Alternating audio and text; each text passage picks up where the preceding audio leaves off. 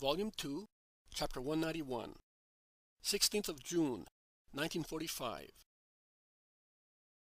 The Sabbath at Esdraelon. Little Jabez. The Parable of Rich Jabez.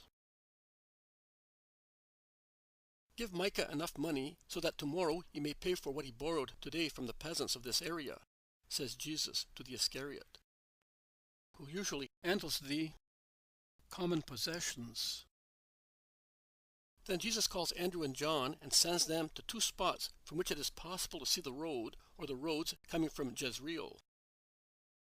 He calls also Peter and Simon and sends them to greet the men of Doris, with instructions to stop them at the boundary between the two estates. He then says to James and Judas, "Take the foodstuffs and come with me." The peasants of Johanan, women, men, and children follow them. The men are carrying two small amphoras, which, however, are not very small, and which must be full of wine.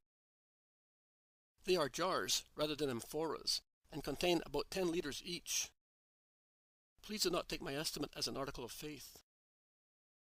They go towards a thick vineyard, which is already all covered with new leaves, at the end of Johanan's property. Beyond it there is a large ditch which is full of water, with, I wonder, how much work. See, Johanan quarreled with Doris over this ditch. Johanan said, "It is your father's fault if everything is ruined. If he did not want to adore him, you should have been afraid of him instead of provoking him." And Doris shouted like a demon, "It was this ditch that saved you. The insects did not cross it." And Johanan replied, "Why is all your property ruined, then, when previously your fields were the nicest ones in Esdraelon? It's God's punishment, believe me. You went beyond the limit. This water? It has been here all the time, and that is not what saved me." And Doris shouted again, which proves that Jesus is a demon. "He is a just man," Johanan shouted back. And they continued for some time, while they had breath. Later, Johanan spent a lot of money to divert the torrent, to find other underground water sources, and to dig more ditches on the boundary line between him and his relative. And he made them deeper and told us what we told you yesterday. After all, he is happy that it happened. He was so envious of Doris. He now hopes that he will be able to buy everything, because Doris will end up by selling everything at a very low price. Jesus benignly listens to all the confidential information, while waiting for Doris's poor peasants, who arrive without any delay and prostrate themselves on the ground as soon as they see Jesus in the shade of a tree. "Peace to you, my friends. Come here. The synagogue is here today, and I am your head of it. But first, I wish to be the father of your family. Sit around me, that I may give you some food. The groom is with you today, and we will have a wedding banquet." And Jesus uncovers a basket, from which he takes some loaves of bread, handing them to the amazed peasants of Doris. From another basket he takes the foodstuffs he has been able to find: cheese, cooked vegetables, and a little kid or lamb, cooked whole, which he divides among the unhappy man. He then pours out some wine and hands around a coarse chalice so that everybody may drink. "Why all this? And what about them?" asked Doris's man, pointing to Johanan's man. "They have already had their share." "All this expense? How could you do that?" "There are still some good people in Israel," replies Jesus, smiling. "But this is Sabbath." "Thank this man," says Jesus, pointing to the men from Endor. "He got the lamb. It was easy to get the rest." poor man devoured, it is the right word, the food, the like of which they had not tasted for a long time.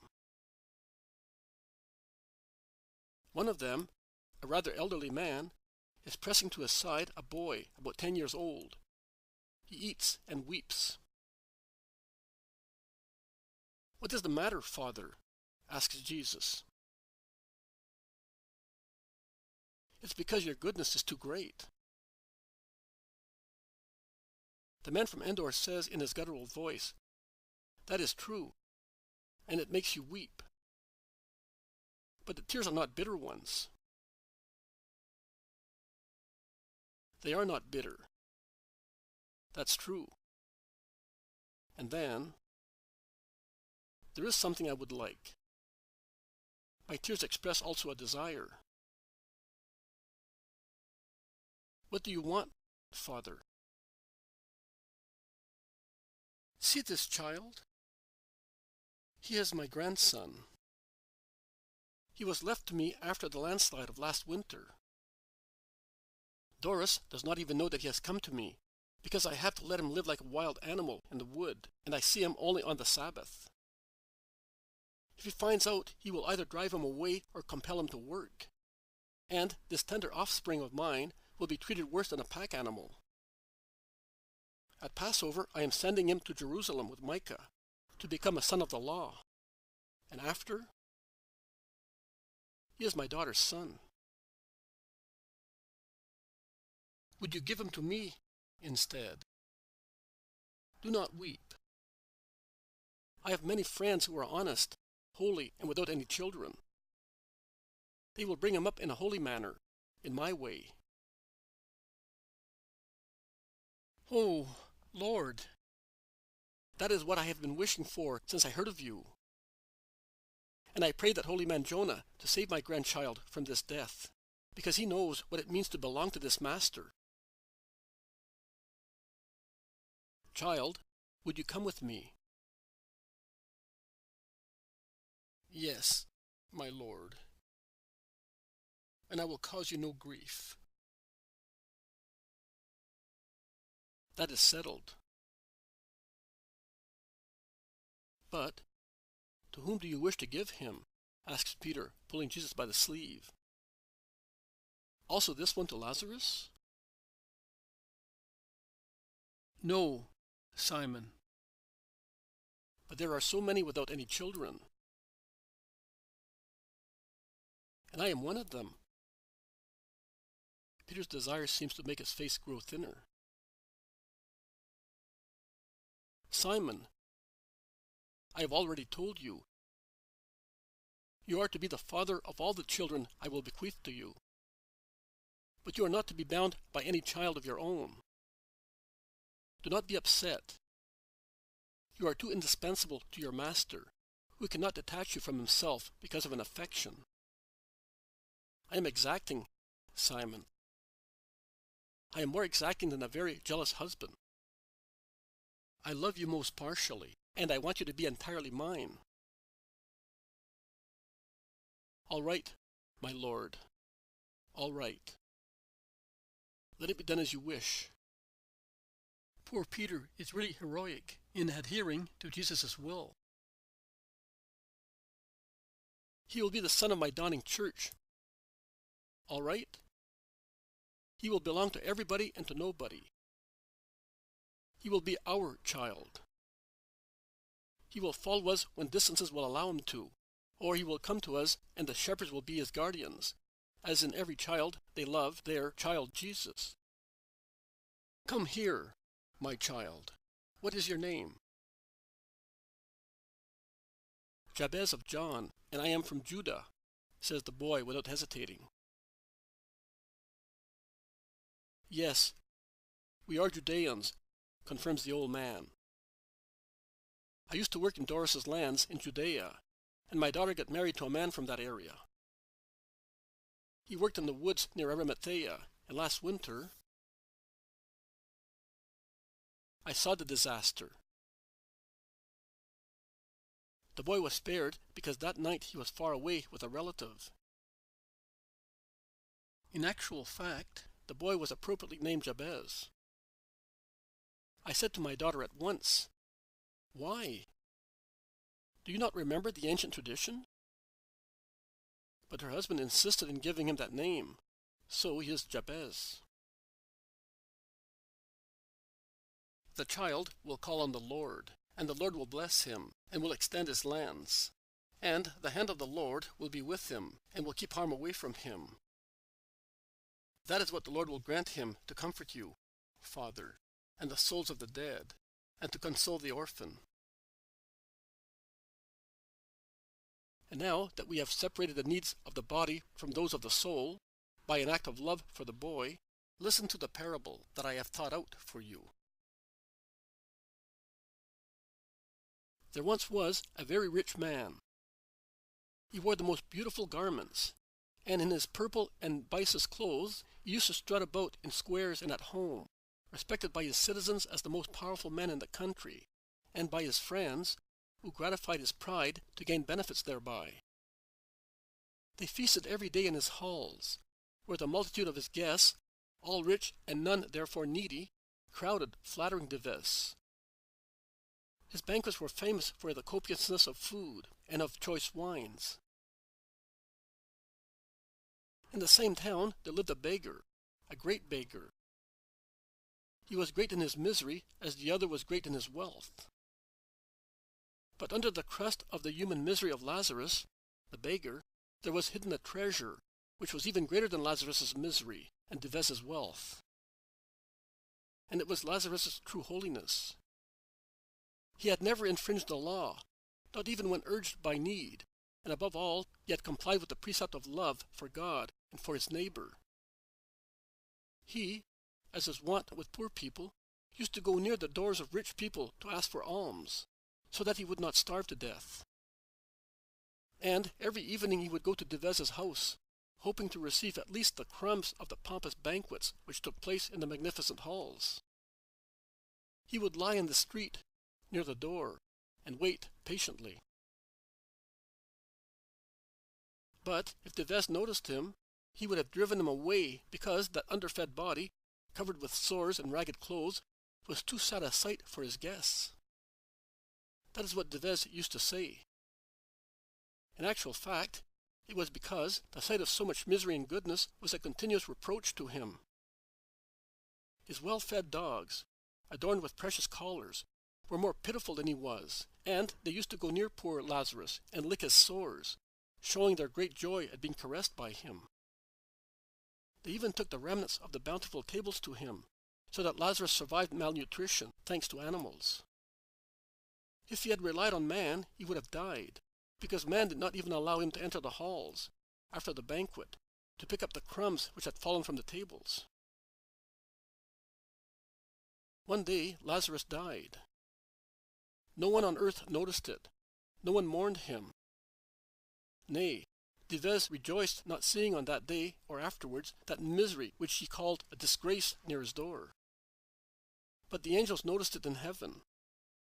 And when he was about to breathe his last in his cold, barren cave, the celestial cohorts were present, and in a bright, dazzling light they picked up his soul, and singing hosannas, they took it to the bosom of Abraham. Some time went by, and Jabez died. Oh, what a grand funeral! The whole town, already aware of his agony, crowded in the square, where his abode was, some to be noticed as friends of the great man, some out of curiosity, some to gain favor with the heirs. And they all joined in the mourning, and their cries rose to the sky, and with their cries also the false praises of the great, just benefactor who had died.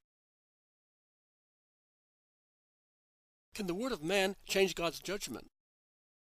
Can human apology cancel what is written in the book of life? No, it cannot. What has been judged is judged, and what has been written is written. And notwithstanding the great funeral, the soul of Jabez was buried in hell. Then, in that horrible jail, eating and drinking fire and darkness, finding hatred and torture everywhere and in every moment of eternity, he raised his eyes to heaven. He raised his eyes to heaven, which he saw in the brightness of lightning, in the fraction of a second, and the indescribable beauty of heaven remained present in his mind, and tormented him in the midst of atrocious tortures. And he saw Abraham up there, far, but bright, happy. And in his lap, bright and happy, there was also Lazarus, poor Lazarus, once miserable, despised, revolting. And now? He was handsome in the light of God and of his holiness, full of God's love, admired not by man, but by the angels of God. Jabez, weeping, cried, "Father Abraham, have mercy on me. Send Lazarus, as I cannot possibly hope that you will do it yourself. Send Lazarus to dip the tip of his finger in water and to touch my tongue with it, to cool it, for I am in agony in these flames which pierce me continuously and burn me." Abraham replied, "Remember, son, that you had all good things during your life, whereas Lazarus had all bad things. But he turned evil into good, whereas you did nothing but evil of all the good things. It is therefore just that now he should be comforted here, and that you should suffer. In any case, it is not possible to do it. Holy people are spread over the earth so that men may take advantage of them. But if notwithstanding all the opportunities, a man remains what he was, in your case, a demon, it is useless to make recourse to saints. We are now separated. Herbs are mixed when they are in the field. But when they are cut, the good ones are separated from the evil ones. That is what happens to you and to us. We were together on the earth, and you rejected and tortured us in every possible way. You forgot us, acting against the law of charity. We are now divided. There is an abyss between you and us, and those who wish to cross it and come to you cannot do it. Neither can you, where you are, cross the dreadful abyss and come to us." Jabez, crying more loudly, shouted, "Holy Father, at least please send Lazarus to my father's house. I have 5 brothers. I have never understood what love is, not even among relatives. But now I understand what a terrible thing it is not to be loved.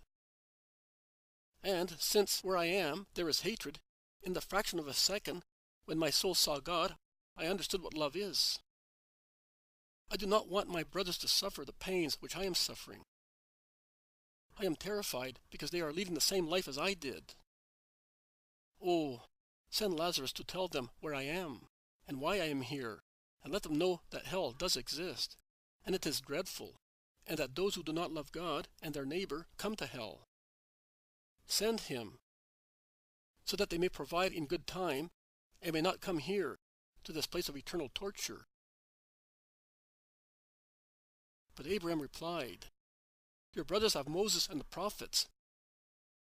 They should listen to them." And with a deep groan of a tormented soul, Jabez replied, "Oh, Father Abraham, they will be more impressed by a dead person. Listen to me. Have mercy." But Abraham said, "If they have not listened to Moses and the prophets, they will not believe either one who has risen from the dead for 1 hour to speak words of truth to them. In any case, it is not fair that a blessed soul should leave my bosom to go to be insulted by the sons of the enemy. The time of insults is over for such souls. They are now in peace by the order of God, who sees that it is useless to endeavor to convert those who do not even believe in the word of God and do not practice it." That is the parable, and its meaning is so clear that no clarification is required. My Jonah lived here and really achieved the holiness of Lazarus, whose glorious position near God is made clear by the protection he grants to those who hope in him. Jonah can come to you as a friend and protector, and he will come if you are always good. I would like, and I tell you now what I told him last spring, I would like to be able to help you all, also materially, but I cannot, and I am sorry for that. I can but point heaven to you. I can only teach you the great wisdom of resignation and promise the future kingdom to you. Do not hate, never, for any reason whatsoever. Hatred is strong in the world, but it always has a limit. Love has no limit of power or time. Love, therefore, to possess love, as a defense and comfort on the earth, and as a reward in heaven. It is better to be Lazarus than Jabez. Believe me. Believe it, and you will be blessed. In the desolation of these fields, you cannot hear one word of hatred, even if facts could have justified it. Do not misunderstand the miracle. I am love, and I would not have struck. But, seeing that love could not bend cruel Jabez, I abandoned him to justice, which avenged the martyr Jonah and his brothers. This is what the miracle teaches you. That justice is always vigilant, also when it seems to be absent, and that since God is the master of creation, in pursuance of justice, he can make use also of the least beings, such as caterpillars and ants, to punish the hearts of cruel and greedy people, letting them die choked by a regurgitation of their own poison. I bless you now, and I will pray for you at every dawn. And you, Father, do not worry about the little lamb you are entrusting to me. I will bring him back now and again, that you may rejoice seeing him grow in wisdom and goodness in the way of the Lord. He will be your lamb of this poor Passover of yours, the most pleasing of all lambs offered to the altar of Jehovah. Jabez, say goodbye to the old father, and then come to your Savior, to your good shepherd. Peace be with you. Oh, Master, good Master, how painful it is to leave you. Yes, it is painful. But it is better if the steward does not find you here. I came here deliberately to avoid punishments for you. Please obey for the sake of the love who advises you. The unhappy men rise with tears in their eyes and go back to their cross.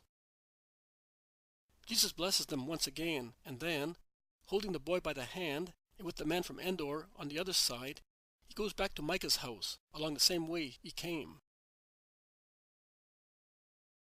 Andrew and John join him and the disciples after their watch.